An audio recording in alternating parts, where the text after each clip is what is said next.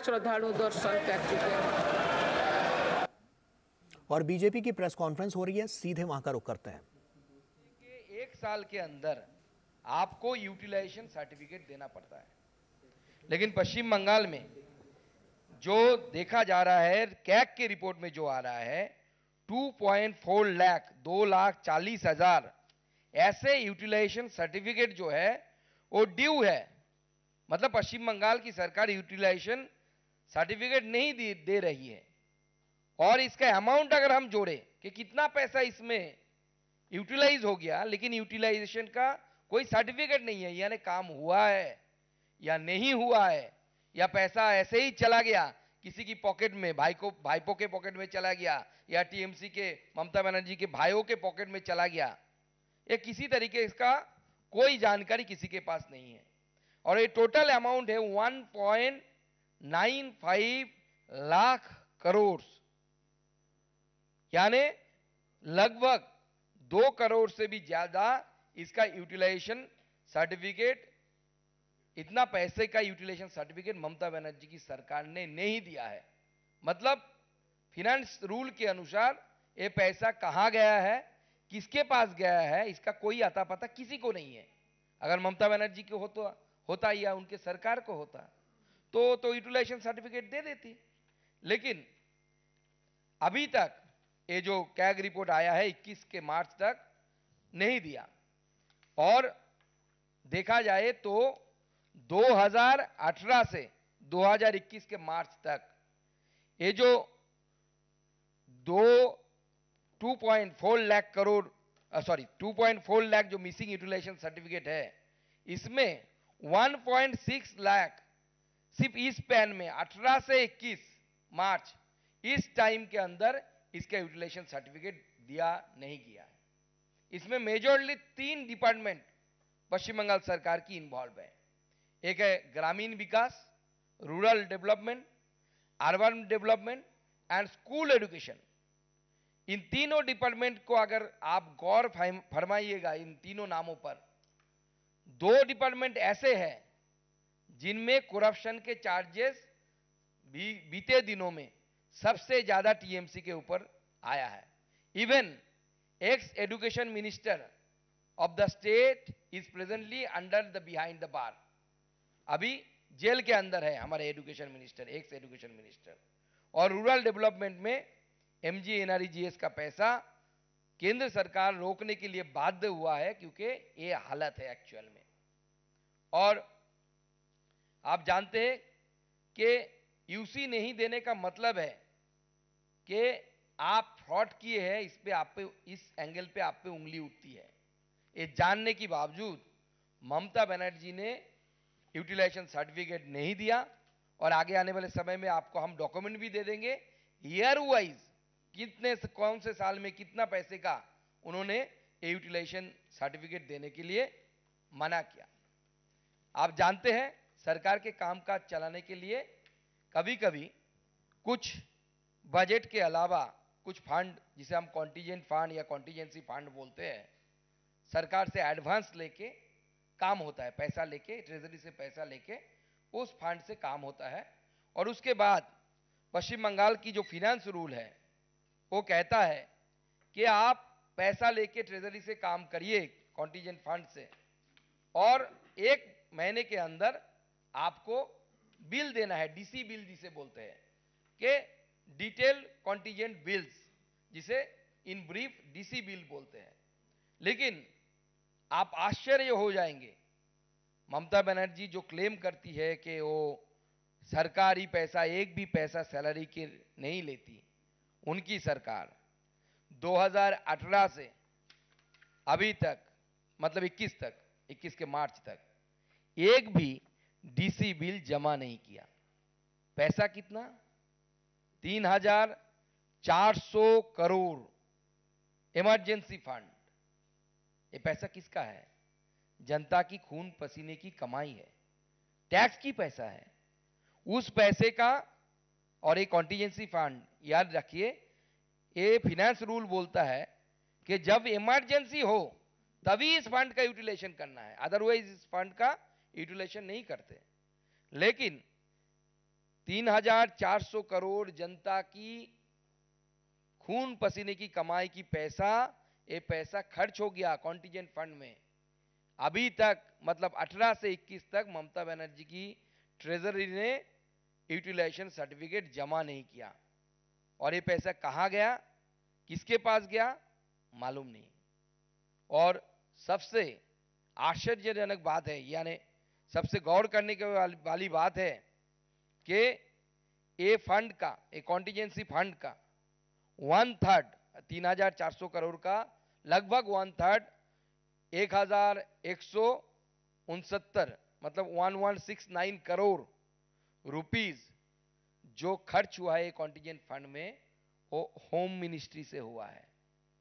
Home ministry मतलब who is the home minister of the state? Mamata Banerjee herself. Mamata Banerjee खुद जिस department की मिनिस्टर है, वहां से इस कॉन्टिजेंट फंड का 18 से लेकर 21 के मार्च तक 1169 करोड़ रुपीस पैसा खर्चा हो गया, लेकिन 3 साल में एक भी डीसी बिल सबमिट नहीं किया गया। आप जानते हैं कि ममता बनर्जी अपनी सरकार की पैसे को खुद की पैसा समझती है। उनको लगता है कि पैसा उनकी जमींदारी की पैसा है। इस पैसा के यूटिलाइज करने के लिए एक अनोखे किस्म का अकाउंट पश्चिम बंगाल में यूटिलाइज हो रहा है, जो कैग ने देखा। वो है, बोलते उनको नाम दिया गया पर्सनल लेजर्स और पर्सनल अकाउंट्स। और ए पब्लिक मनी, इस पर्सनल अकाउंट्स और पर्सनल लेजर, इनके नाम से किस विषय में खर्चा किया गया, ये पीडी डिपॉजिट जिसे बोलते हैं, ये किस विषय पे खर्चा किया गया किसी को पता नहीं।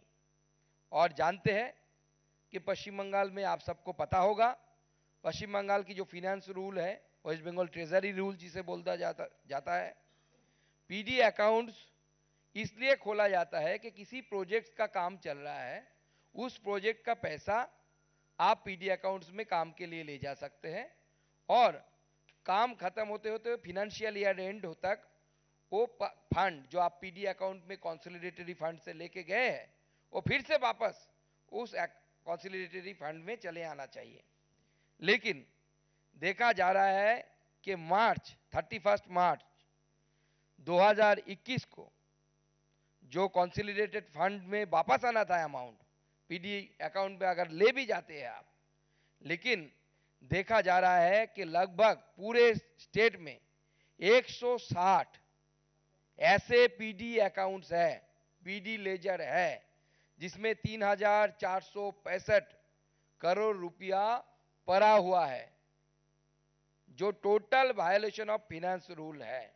और ये पब्लिक मनी है, और पब्लिक मनी पड़े रहने का मतलब जनता की पैसा लूटे जाने की कोशिश है, लूटने की कोशिश है।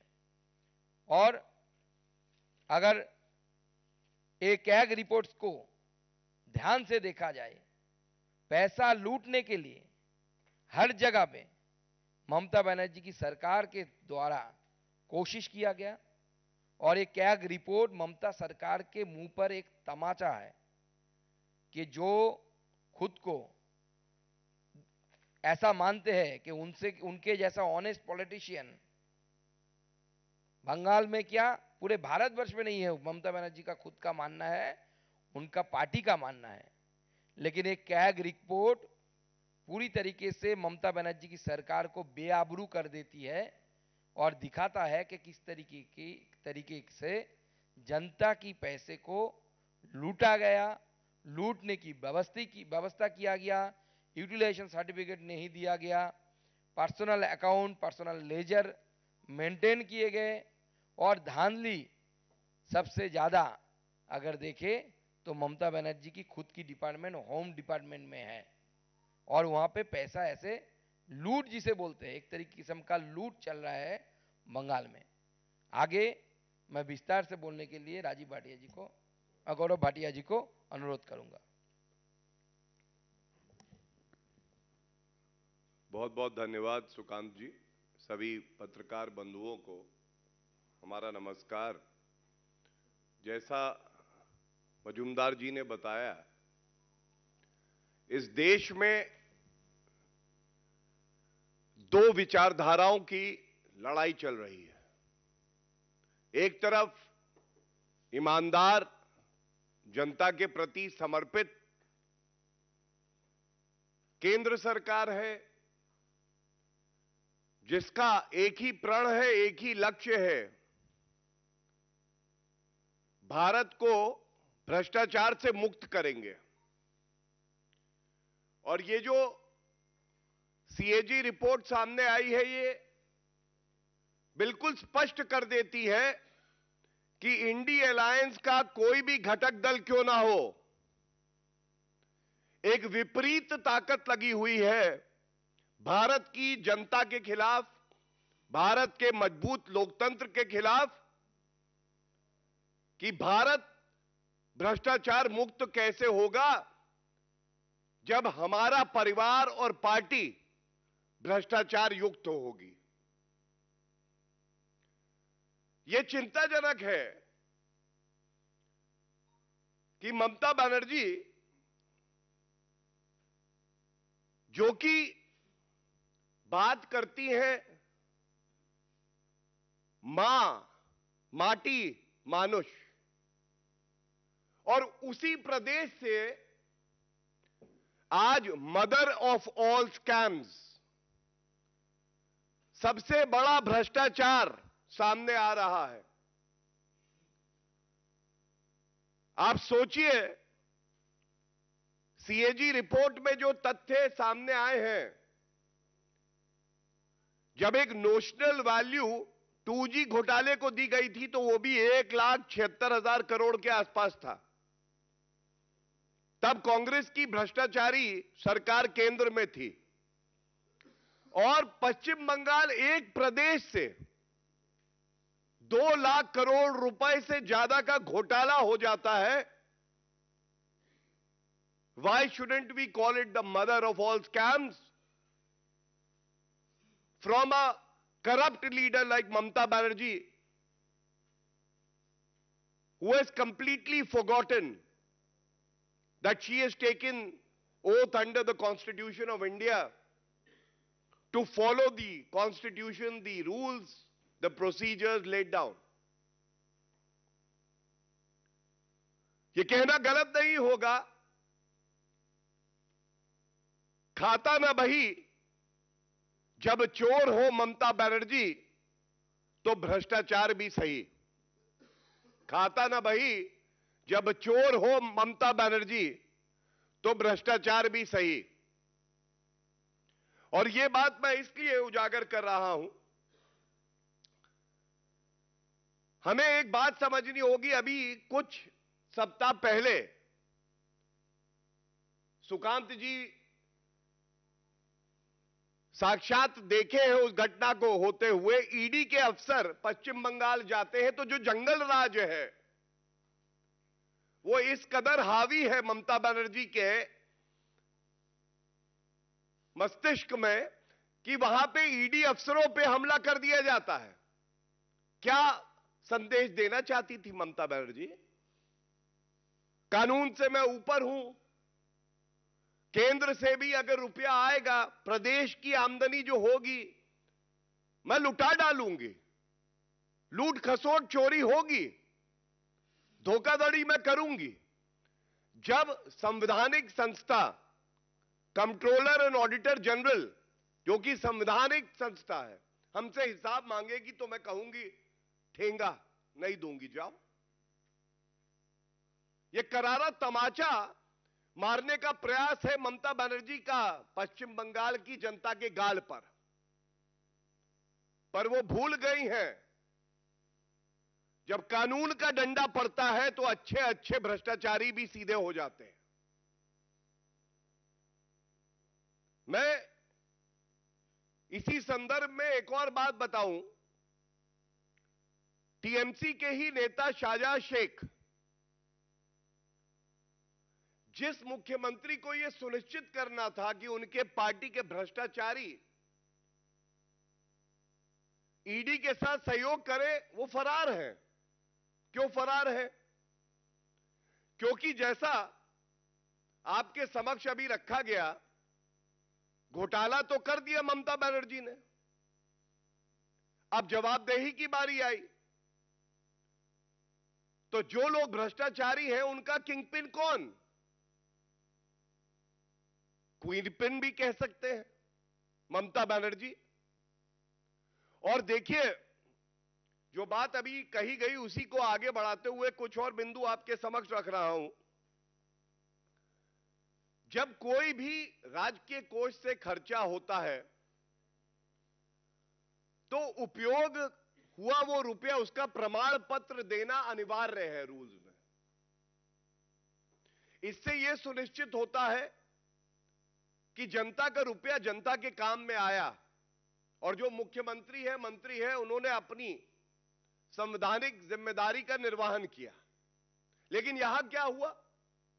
सीएजी ने बिल्कुल स्पष्ट कहा, चाहे वो यूटिलाइजेशन सर्टिफिकेट की बात हो, चाहे अनअकाउंटेड कंटिजेंसी फंड की बात हो, और चाहे पर्सनल डिपॉजिट्स के जो अकाउंट है उनकी बात हो, there is lack of transparency, पारदर्शिता की कमी है। तो आज इस मंच से भारतीय जनता पार्टी अपनी जिम्मेदारी समझती है कि ये ममता बनर्जी से सवाल पूछे कि आप जवाबदेही से क्यों भाग रही हैं ममता बनर्जी। सीएजी ने आपसे हिसाब मांगा। ये यूटिलाइजेशन सर्टिफिकेट जो है, कुल राशि जो थी वो 3.94 लाख करोड़, और आप अचंभित रह जाएंगे कि 2.29 लाख करोड़ के यूटिलाइजेशन सर्टिफिकेट दिए नहीं गए। और ये एक बार नहीं, कई बार मांगे गए, उसके बावजूद नहीं दिए गए। करीब 60% रुपया जो लगाया है उसका कोई हिसाब ममता बनर्जी ने दिया नहीं है। यह चिंताजनक है, यह विश्वासघात है पश्चिम बंगाल की जनता के साथ। दूसरी बात जो आई वो अनअकाउंटेड कंटिजेंसी फंड की जो अभी रखी गई। कंटिजेंसी आकस्मिक, कोई इमरजेंसी हो तो निकालेंगे, जो साधारण व्यवहार है, खर्चा है, उसमें यह नहीं आ सकता है। यह संविधान में भी है और जो रूल्स हैं पश्चिम बंगाल के उसमें भी है। चिंता की बात यह है, रूल कहता है कि अगर कंटिजेंसी फंड में से रुपया निकालोगे तो 1 माह के अंदर आपको वापस रिकूप करना होगा, वो अकाउंट वापस कंटिजेंसी फंड में रुपया जाएगा, इसलिए कि अगली इमरजेंसी के लिए स्टेट के पास कोष में रुपया हो। लेकिन हुआ क्या? 3400 करोड़ रुपए के जो बिल हैं वो सबमिट ही नहीं किए कंटिजेंसी फंड से। यह दूसरी अनियमितता है, भ्रष्टाचार है। और जैसा अभी कहा गया, यह बहुत महत्वपूर्ण है, अनअकाउंटेड फंड सबसे ज्यादा किस मंत्रालय में है? गृह मंत्रालय में। और ममता बनर्जी उस मंत्रालय की मंत्री है, वो विभाग उनके पास है।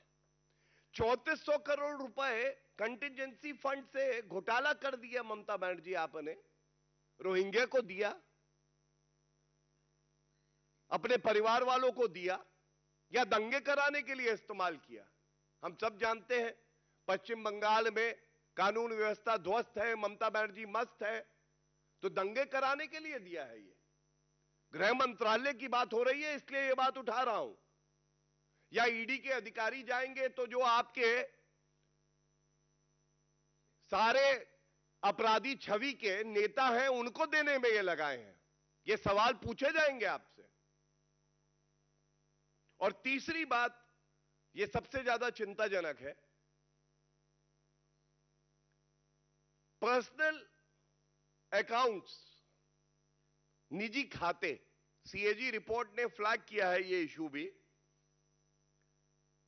फंड्स आए 160 निजी खाते थे और उनमें करीब मार्च 2021 तक की ये जो समय सीमा है, उसमें 3,465 करोड़ रुपया था। तो इसका ऑडिट कैसे हो सकता है कि भाई आप अकाउंट्स का विवरण दें और उसमें जो रुपया है उस रुपए को सीएजी देखे कि सही से यूटिलाइज हुआ, कितना पड़ा है। लेकिन यहां से हुआ खेला होबे। खेला होबे क्या? भ्रष्टाचार का खेला होबे। ये जो सारे अकाउंट थे वो अकाउंट बंद हो जाते हैं, नए अकाउंट खुल जाते हैं। इससे क्या लाभ होता है कि वो नए साल के अकाउंट्स हैं, सारा रुपया इधर आया और इधर से खर्च किया अपने निजी आवश्यकताओं के लिए या पार्टी के लिए या दंगे कराने के लिए। राशि छोटी मोटी नहीं है। मैंने आपको बताया 2,30,000 करोड़ करीब करीब यूटिलाइजेशन सर्टिफिकेट में, अनअकाउंटेड कंटिजेंसी फंड में थी 3,400 करोड़, और ये जो पर्सनल डिपॉजिट्स है इसमें है राशि 5,000 करोड़ रुपए। ये तीनों जो अहम बिंदु आपके समक्ष उठाए हैं, इससे एक बात जरूर उजागर हो गई है। चोरी भी मैं करूंगी और सीना जोरी भी मैं करूंगी। मैं कानून से ऊपर हूं, मुझसे कोई सवाल ना पूछे। सवाल पूछेगा तो गुंडा राज है, मेरे गुंडे हैं पश्चिम बंगाल में। ममता बनर्जी की सरकार में तो निर्दोष मार दिए जाते हैं, महिलाओं के साथ बलात्कार हो जाता है, अफसरों के साथ गुंडागर्दी होती है, पीटा जाता है। सारी संस्थाओं को जो संवैधानिक है, जो अपने कर्तव्य का निर्वहन करती हैं, उनको डराने का काम कोई कर रहा है तो ममता बनर्जी कर रही है। और इसीलिए इस मंच से एक बात कह के मैं अपनी बात को विराम दूंगा। आज भ्रष्टाचारी ममता बनर्जी हो या पापी आपके अरविंद केजरीवाल हो या भ्रष्टाचार की जननी कांग्रेस पार्टी है, चाहे आरजेडी हो चाहे जेएमएम हो, किसी को यह गलतफहमी ना हो कि आप पहली बात कानून से ऊपर हैं, दूसरा आप जो ईमानदार अधिकारी हैं, जो वर्दी है उसको डरा सकते हैं, और तीसरी बात, जनता आपसे दबने वाली नहीं है। एक एक रुपए का हिसाब आपको देना पड़ेगा, और वो भी वक्त आएगा जिनको गुरूर था, गुमा था कि मैं कानून से ऊपर हूं, वो जेल की सलाखों के पीछे चले गए। ये ताकत होती है ईमानदार सरकार की, ईमानदार एजेंसी की। वो वक्त भी आएगा ममता बनर्जी, एक एक रुपए का हिसाब आपको देना पड़ेगा। धन्यवाद। कोई सवाल हो तो पूछ सकते हैं। तो आप सुन रहे थे, बीजेपी की ये प्रेस कॉन्फ्रेंस हो रही थी। भ्रष्टाचार के साफ तौर पर आरोप लगाए हैं ममता बनर्जी की सरकार पर, और यहां पर हम जैसा कि देख रहे हैं कि जो आंकड़े हैं वो भी पेश